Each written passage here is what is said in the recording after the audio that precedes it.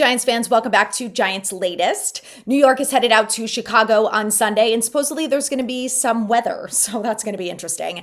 But let's talk about good news and bad news with the injury report. And let's start with the good news, is that Daniel Bellinger is good to go. He's cleared from his neck injury, which is really important because even though Theo Johnson can catch touchdowns, he seemingly can't catch anything else. So he's not really a fully reliable target for Jackson Dart, and having Bellinger back is going to make a big difference there from the tight end and pass catching capability, especially again when there's issues with the wide receivers, and the Giants didn't do anything to change that. So we'll see if they make any practice squad elevations, but I don't really think that Ray McLeod is going to come in here and save the day. So Daniel Bellinger, on the other hand, just might. So I expect to see him targeted a bit on Sunday.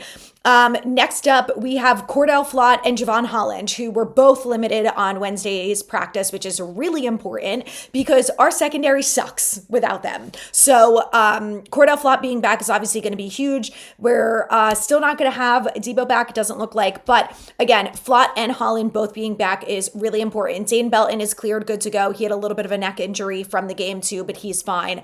And Tyler Nubin is also good. So we're going to have the starting safeties set and ready, which is important. The other guys who were limited are Fedoni, who's dealing with a foot. Neville Hewitt also dealing with a foot. He is a backup linebacker who also plays special teams. And Nacho had an elbow injury. He was limited. And then Drew Phillips with a calf injury. So all of those guys who are limited, assuming they don't have any setbacks, should be good to go for Sunday, which is all good news. Having some reinforcements is just going to be important, whether it's Fedoni at the tight end or Hewitt as the linebacker, again, because he plays on special teams. So that is a must. Now let's go through the bad news because we have quite a few players who did not practice on Wednesday. Paulson Adebo dealing with the knee injury. Dan Duggan said that it was an MCL sprain, and at this point, it's already been a couple weeks, so maybe we'll get him back next week. And honestly, getting him back at this point is just more for my own sanity, so I don't have to watch other teams' passing games absolutely obliterate ours. So just hoping that he comes back again, so these games aren't absolute torture to get through. Next up, we have Bo Collins, who's dealing with a neck injury. I don't really think that we're going to miss him all that much, which is a bit of a bummer. I had high hopes for him, but he's still young. He's learning. Maybe with a year under his belt, he'll be better next year and a little bit more reliable.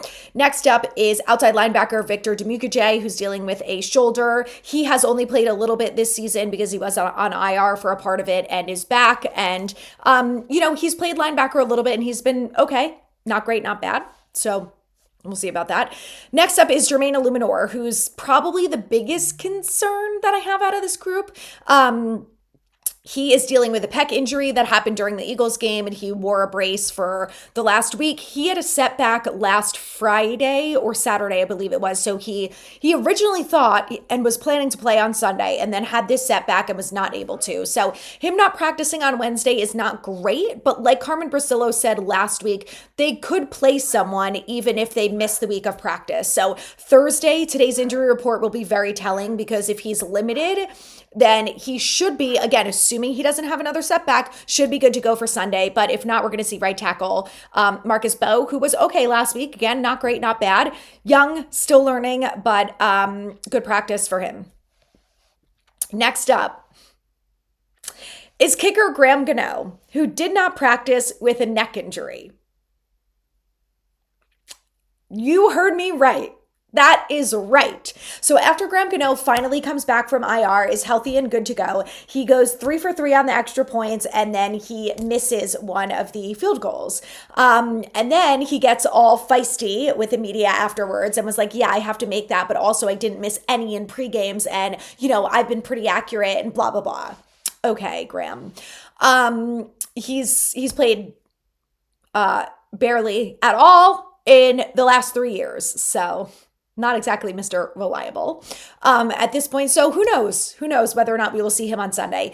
I would say it's not looking good because him not practicing on a Wednesday is not good for Sunday, which means that we're probably going to have Jude McAtamney again, unless there is a real competition between him and Younghoe Koo, who is still on the practice squad. So We'll find that out on Friday. Next up, we have Chauncey Golston, who's dealing with a neck. I don't know what on earth happened to Chauncey Golston, if he moved here and all of a sudden became made of glass, or if our training staff is really that horrible that this guy who is pretty reliable for the Cowboys all of a sudden has missed the majority of his time with the Giants during the regular season due to injuries. Don't know what's going on there, but he has a neck injury. Next up, Darius Muasau has an ankle. So, again, not great. He's our starting linebacker with Micah McFadden out. So, we're going to have Neville Hewitt and we're going to see a bit of him. So there's that. And then lastly, we have John Michael Schmitz, who's dealing with a shin injury, who did not practice. Now, the only good news about JMS is the fact that Austin Schlottman stepped in and has played quite well. So it's not the end of the world if he does not play. Let's go ahead and talk about the Bears injury list, because they also have quite a laundry list as well. So it's not just us, at least. Okay, so these are the players that did not practice. DB Josh Blackwell, DB Kevin Byard III, linebacker TJ Edwards, defensive lineman Grady Jarrett, wide receiver DJ Moore, wide receiver Romo Dunze, and defensive lineman Dominique Robinson. Now, again, not practicing on Wednesday is usually not great for Sunday. So if they are missing Moore and Odunze, I am going to feel a little bit better about the fact that we are not going to have a Debo out there. But again, if we have Flott and Holland, it will make a big difference. And if they don't have those two players, so obviously very important to focus on those two guys. Next up, the players who are limited: running backer Rashawn Johnson, tight end Cole Kmet, running back Kyle Monange, and running back DeAndre Swift. Now, I think we all know what Kyle Monange did last week. Very impressive. And we all know that DeAndre Swift is a good running back. So, for a team like ours that is really struggling big time with the stopping the run, if both of their running backs are a little nicked up and not 100%, I don't know, maybe they won't go off against us. Maybe if we're lucky, I don't know. Next up, they had two full participants, wide receiver Luther Bird in the third, and then linebacker Amen, Ogbong Bimiga. Oh my God, I am so sorry. I absolutely butchered that. I have not heard that name pronounced out loud. Okay, so that's where we're at with injuries. So like I said, I'll continue to watch this. We'll talk about it a little bit more tomorrow, see if anything changes from did not practice to limited. And that will be important, obviously, for Thursday as the days go on and the game gets closer. So let's talk about this. What do the Giants have to do in order to beat the Bears? Well, number one, they have to be able to slow down the tight end, because the reason why I think this is going to be a problem on Sunday is Tay Banks is going to be on the field. So that's the first problem. The second problem is that Colston Loveland had a coming out party last week against the god-awful Bengals defense. And as much as I try to tell myself that the Giants defense is not that bad, they're getting a little close to that. So the Giants have always struggled covering the tight end. And with Colston Loveland having 2 touchdowns and 6 receptions for 118 yards last week, including one of them being the game winner, I'm a little worried about that this week. So I need them just to be able to slow down him and Cole Kmet, because they're obviously both going to be heavily involved. I think, again, knowing who they're going up against and knowing that Tay Banks is going to be on the field. The second most important thing is obviously stopping the run. Last week, they had 283 yards on the ground. 283 yards on the ground. I'm going to say that again. Kyle Monange had 26 carries for 176 yards. Did you guys know that he was a 7th round draft pick out of Rutgers? Yes.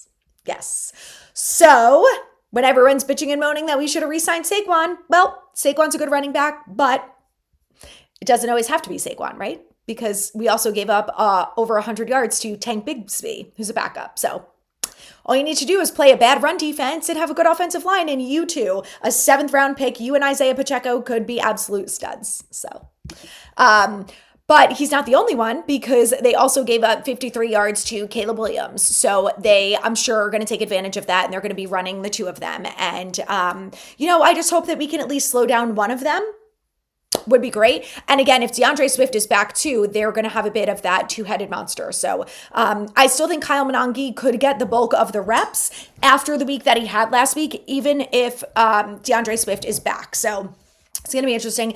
They really have to do those two things, though, in order to win. I'd like to see them blitz more and get after Caleb Williams. I don't feel confident that they're going to do that, but I would like to see Shane Bowen try, put a little pressure on Caleb Williams, he's going to make mistakes. So he's still young. He's still learning. He's got a new offense. He's got a new coach who Ben Johnson is fantastic, by the way. But anyway, those are the things that I think are going to be really important for this Giants team to be able to slow down if they want to end up beating the Bears on Sunday. So with that being said, let's go ahead and talk about this. Can the Giants beat the Bears? And I think, of course, they can. There's always a chance. But these are the things that the Giants have to do. Number one, they have to run the ball successfully.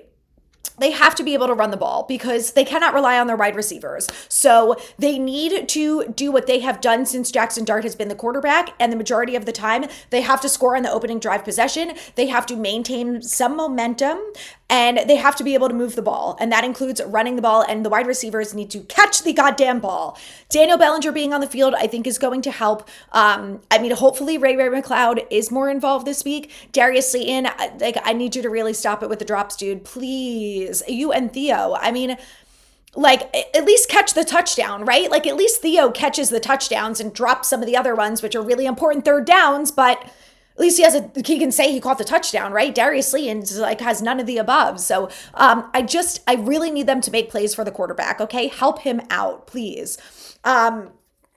So that I think is the biggest thing for the offense is they really have to be able to run the ball. I think we're going to see a lot of Devin Singletary this week. The interior offensive line has to do a good job of blocking. This Bears defense is not anything to write home about. They're not the 85 Bears. They're not one of the top defenses in the league. They gave up 42 points to the Bengals last week. So, it's not like they're holding teams to 10 points. So the Giants are going to be able to move the ball on them. They just have to make plays, and they have to